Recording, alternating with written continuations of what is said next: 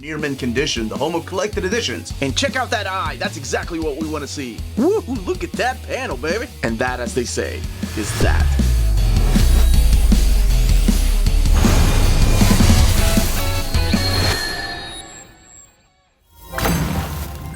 One of the first and most successful independent comics is back in print for a whole new generation to discover. I am the Uncanny Omar. You are watching Near Mint Condition, the home of collected editions. Today, it gives me great pleasure to talk about the first 3 volumes from Dark Horse Comics of ElfQuest, the original quest in hardcover format. So let's dive in here, and for some of you all, for the first time, and talk about ElfQuest.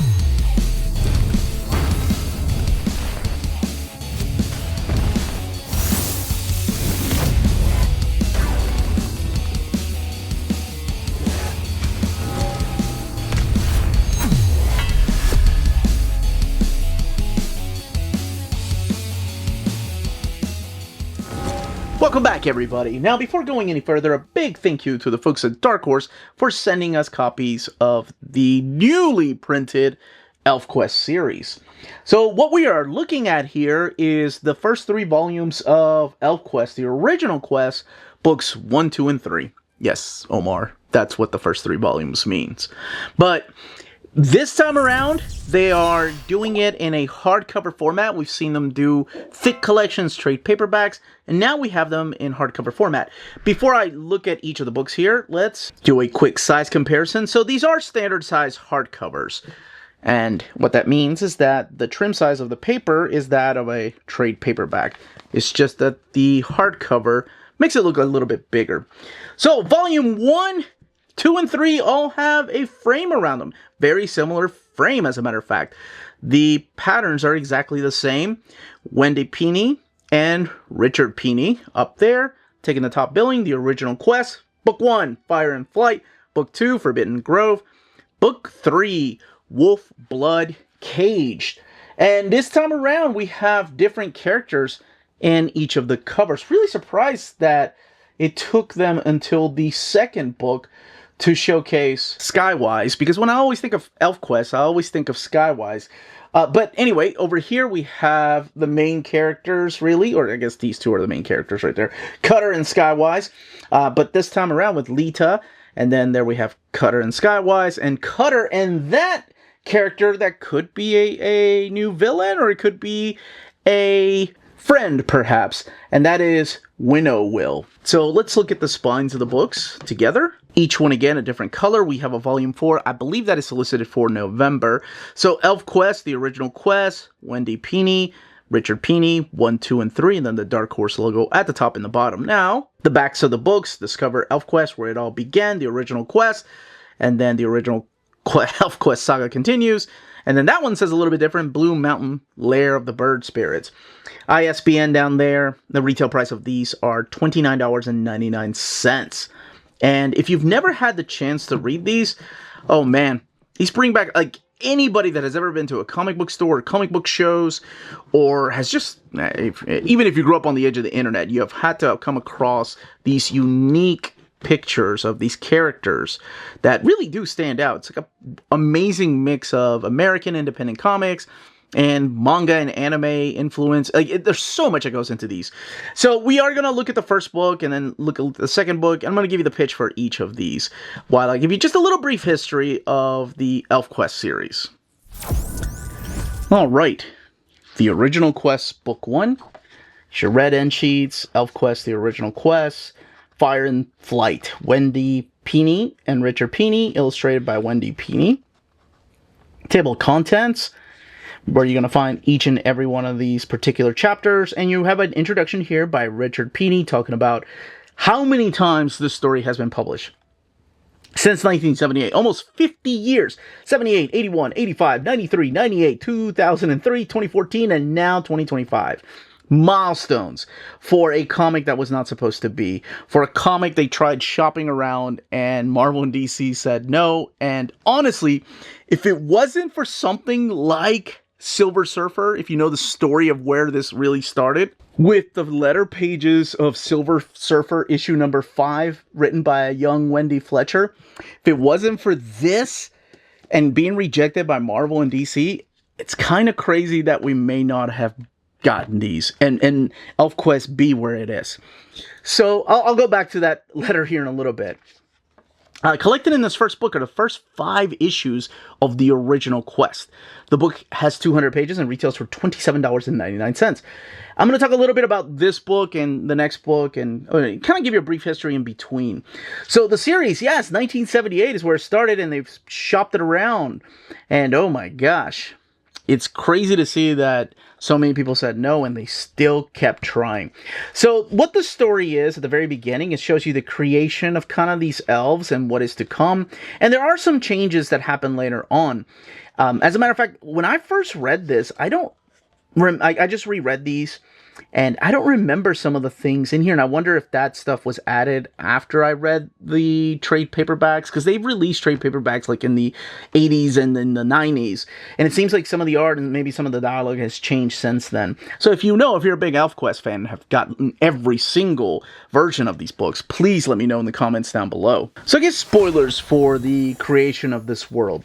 At the very beginning, we saw where humans and elves came from and where the separation started.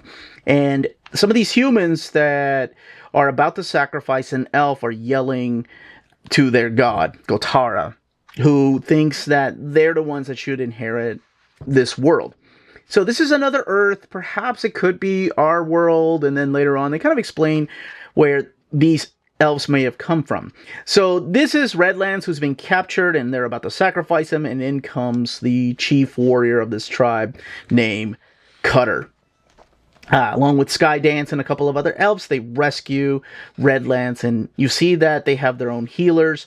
And what these humans do in retaliation after one of them gets killed, as a matter of fact, Cutter makes a statement that this is the first time I've ever killed a human, and Skydance is like, well, it kind of gets easier after time, the more you do it. But it's like he respects life, yet has to do whatever it takes to win and save his family and friends. So you are introduced to some other characters here, like Strongbow and Tree Stump, Pike, One Eye, and Scouter. And it's cool to see the evolution of her art, too. What these humans do in retaliation is burn down this forest, this holt where these elves live. So these wolf riders now have to evacuate, and they have to actually go to these caves where these trolls live. And at first the trolls are like, you're not allowed in here, and they're like, we feed you all during the winter. We have sort of an agreement between us. And the trolls are like, okay, I'll take you to the Troll King, where they try to make a deal. And this is all happening within the first issue, by the way. And that first issue was published in 1978, and it was an underground comic book called Fantasy Quarterly, where they didn't even pay the Pinis, and they just kind of published it, and it went under. They weren't happy with the publishing anyway, so then they started publishing their own comics with Warp Comics, Wendy and Richard Pini graphics, and that's the rest is history after that. And I'll get back to that in a little bit. But the plot of this is, yes, the trolls are like, we can lead you out of here to try to find a new home, but you can't stay here. And they don't really trust the trolls, nor should they. So as they're leading them out, they lead them out into the sun, where they really don't know where they are. They seem completely lost, like they've never seen something this bright up there. And they block the tunnel, so Picnos and his people all end up blocking this tunnel that they can't go back to. So that's the premise of the first issue. The second issue is where they end up. And where they end up after traveling some time, they find out that they are indeed not alone as being the only elves. They find a new tribe of elves. And this is where they meet Lita and a couple of other characters that will become an important part of the ElfQuest realm. So you've got Lita, and you've got Rayek, who's kind of like the warrior of this tribe. And it's a new tribe. These people, this village, is out there in the sun, whereas these guys were in the forest and lived with the wolves and their wolf riders. These characters here, like Rayek and Lita, are different kind of elves. And you almost get like a connection that perhaps, like Lita's mother, isn't an elf, like 100% elf, that perhaps she comes from a different place, if you will. And that kind of starts opening up the lore of where elves came from and what the High Ones are. And yeah, this is the beginning of the Tale of Sorrow's End. So in the first book, you find out that these elves, the Wolf Riders, are exiled because of these humans and their religious beliefs, and they think they should inherit this land. And they end up coming to this tribe and finding out that there's other elves. Now, there's rituals. Lita and Cutter fall in love, but he has to go through some kind of trial, which is right here, actually. And, of course, her one true love, or the person that thought he was her one true love, Rayek, tries to do the ritual and then ends up looking bad. Now, he will come back to play later on. Then they tell the story of Bearclaw. They take one whole issue to talk about the beginning of it's like a love story between Bearclaw and Joyleaf, which is, as you find out, Cutter's parents. You start finding out that they also have, like, names for their souls. At least the Wolf tribe does. We don't know about the Sun tribe yet. But that's what this is. This is the first volume of that. And then there's a little bit of a time jump in between the last 5 issues. Okay, I will say, here, let's look at the extras and then we'll go to the next book. My dude's a bit of a ladies' man over there. And I think he always has been, even some of the books that I read later on. Skywise, for some reason, always seems to be written as a ladies' man and kind of a soul brother to Cutter. So there's an afterword by Wendy Pini talking about the book that you're holding in your hand. There's a cover gallery. That is an awesome cover. And in book 2, we're going to see the actual pitch to what Marvel and DC got, and covers, and then some behind-the-scenes scripts. Now, let's look at book 2. This is Forbidden Grove, and we continue the story in issue number 6. There is no introduction here. There's a little bit of an afterword. Now we see that some time has passed. We have Sava right here, who is the mother of memory, and she's kind of giving you a recap as to what happened previously and where we are now. And some years have passed, and now Cutter and Lita are parents. So we see Suntop, and we see the character of Ember. So he has a son and a daughter. They're both twins and born of Lita. So again, we have a little bit of a recap as to what's happened. Now, I'm going to go back and tell you the history, and this basically what this is establishes that humans are coming for them, and they have to find a new land, or they have to find help.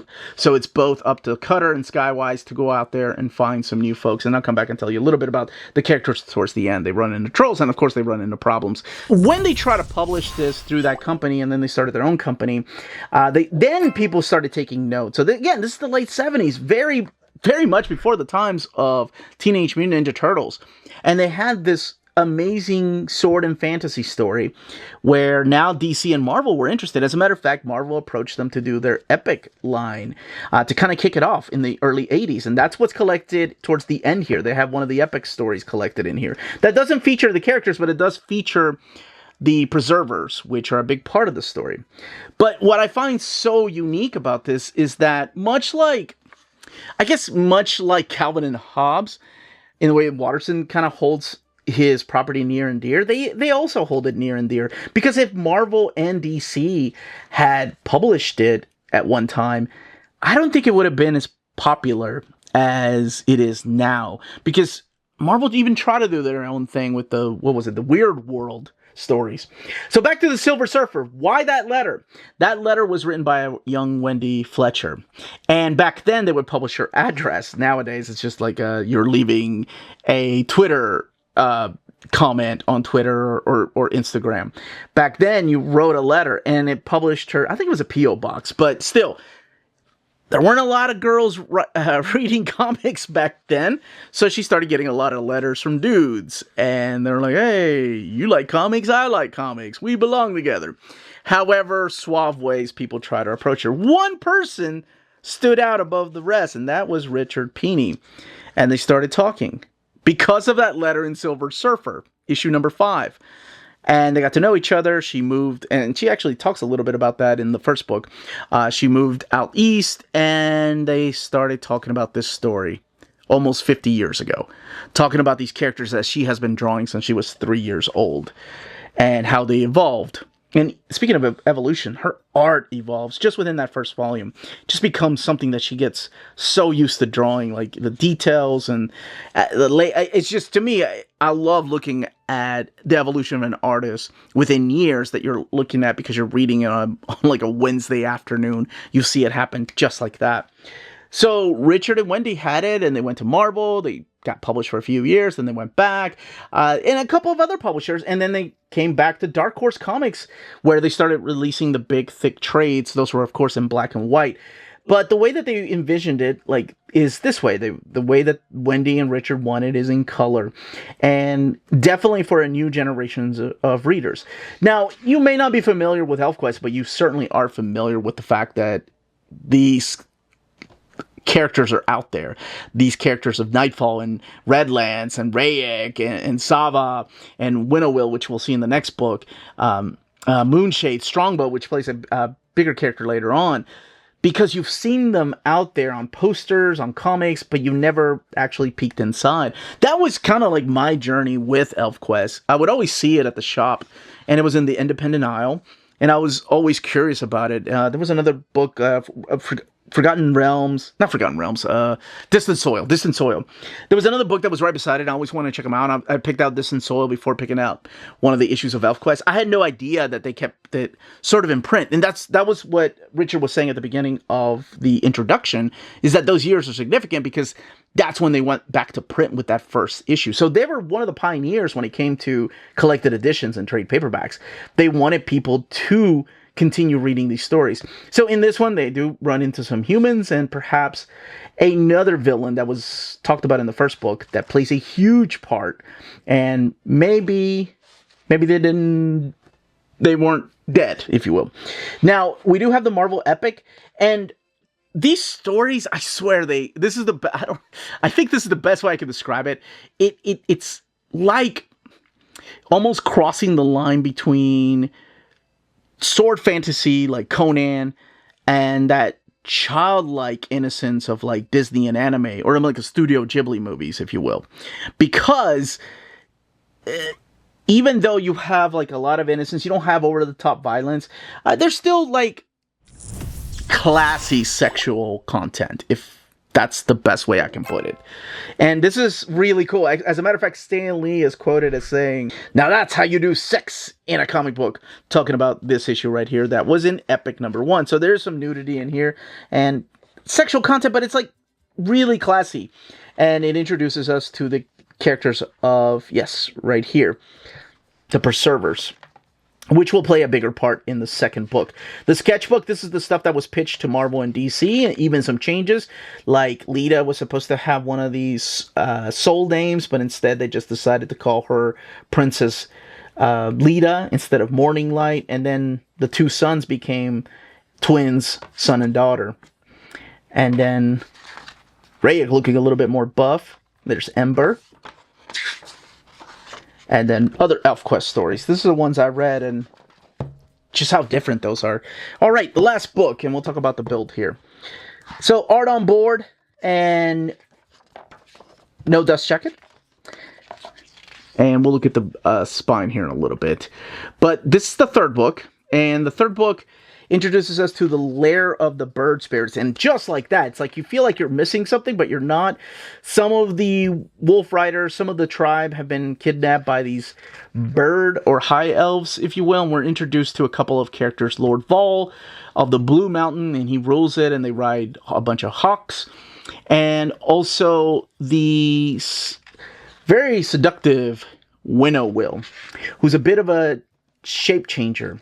So in here you're going to see how these characters interact with more elves, and how perhaps not all the elves are kind. And then, of course, what the Preservers have to do with all of this. I like that the twins play an important part through here. And there's going to be one more volume of this that kind of wraps up the series, and I'll do an overview of that when it's out in, I believe it's in November. So there was even talk, like, I think WB was going to do a movie, and they held the rights for a few years, so the Pinis could not print anything. So what they did was actually take it to their website, ElfQuest.com, and you could read them for free because they believe that people should have a chance to read these books. And then finally they got the rights back, and they're back at Dark Horse Comics and now publishing all of their ElfQuest stories for a whole new generation to find out about them. And yeah, it's amazing to go back and read them because it does feel like it takes me back to that age of innocence, yet age of wonder of maybe I shouldn't be reading this because there's sexual content in here, but then again, it's not over the top or gratuitous, if you will, like the heavy metal magazines that I was still sneaking in my room when I shouldn't have been. This has definitely more of an innocence type, and I really like the way that the characters are written too. There's like this beautiful bond that even though they're friends, they're not blood or related, that there's like almost a bond, a soul bond, if you will, especially between the two, what I think is the two main characters of Skywise and Cutter. But this will show you the introduction to their adventures, and then you have people that don't agree with them, not necessarily because Cutter's the leader and he's the son of Bearclaw doesn't mean that he is a good leader. So you have characters like Strongbow that doesn't believe the same way that he should let humans live, because humans are the problem. And through here you're going to kind of expand on the whole lore, where these creatures came from. As much as I love Wendy Pini's artwork through here, how clear and clean it is, I actually like the flashbacks because they have this sketchy finish to it that remind me of artists like Joe Kubert. I dig this. I wish there was more of this in here. This is the way, like, you can see the evolution here of what the elves look like, including Bearclaw having more of a sketchy look to him, and then his son Cutter. But yeah, I like this, but I love this stuff right here. And that's what the sketches look like towards the back. And speaking of the back, here we have the cover. So all the covers are intact, including the pinups. So you'll see Pike, you'll see characters like Moonshade and Strongbow. And you'll see the covering, gorgeous covers that she does herself, because she does all her own covers and colors. Winnowill. Oh, not just Winnowill, Tildak right there, who falls in love with one of the Wolf Riders. One Eye and Clearbook. And then these are sketches right here and layouts of the pages and how much it changes sometimes. And I think the original art, somebody that knows about this more than I do, I think it was donated to a university, if I'm not mistaken, so nobody could buy it. Yeah, I got to actually talk to them at Heroes Con for a little bit. Man, they had a big line. And they're just two wonderful people. Just in their 70s now. Wendy was not only a pioneer in women in comics and also collected editions, but cosplay. But we can talk about that another day. And there's the eye right there. So they are sewn binding and printed in this thick, glossy paper stock. And that is ElfQuest, volumes 3, 2, why am I doing this backwards? And 1. Bringing back a lot of memories. That, as they say, is that. If you're interested in purchasing any of these volumes, don't forget to check out our sponsors. If you're in Europe and you're interested in buying these books, definitely check out Walt's Comic Shop in Berlin, Germany. They have the cheapest pre-order prices, flat shipping rate of €12 for all EU countries, emails answered within 24 hours, waltzcomicshop.com, and you can use the code nearmintcondition at checkout and get free shipping for all EU countries with your first order over €40. That's Walt's Comic Shop, your reliable source for omnis and premium collected editions in Europe. Ding! CheapGraphicNovels.com, your online home for graphic novels and collected editions up to 50% off cover price. They have excellent shipping and prompt and helpful service. Check out their bargain deals for up to 90% off cover price. And don't forget, the CGN also takes pre-orders. That way you don't miss out on the hottest releases. And they are currently running a special promotion for you Minties. If you're a first-time customer, after receiving your order confirmation email, reply back to that email and let them know Near Mint Condition sent you their way. They will then apply a free shipping promotional credit to your next order in the US. Cheap Graphic Novels, your source for the hottest books with the kind of deep discount, quality shipping, and customer service that will keep you coming back for more. And that was the content, the page count, and build of each of these books. Let me know in the comments down below If you've never read ElfQuest and this is your first time hearing about it, or you've been wanting to check it out for years because that artwork just stands out to you when you go to comic shops or comic shows, or you might have just been scrolling through the internet. If you have any questions, leave them down below, and if you want them to continue the ElfQuest series, even the stuff that Wendy and Richard did not work on, leave those comments down below. Everyone, stay healthy and safe out there. Much love.